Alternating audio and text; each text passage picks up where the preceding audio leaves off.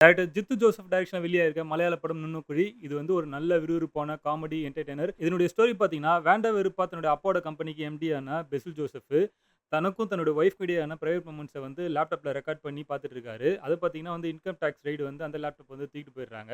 So அத தேடி இவரு ஒரு பக்கம். இன்னொரு பக்கம் ஒரு பொய் சாட்சினால தனக்கும் தன்னுடைய ஹஸ்பண்டுக்கும் டிவோர்ஸ் ஆகி சூசைட் அட்டெம்ப்ட் பண்ற அளவுக்கு போற கிரேஸ் ஆண்டனி ஒரு பக்கம். அண்ட் இன்னொரு பக்கம் பார்த்தீங்கன்னா, டைரக்டர் ஆகணும்னு சொல்லிட்டு சுத்திட்டு இருக்க இந்த இன்கம் டாக்ஸ் ஆஃபீசரோட ரிலேட்டிவ் ஒரு பையன்.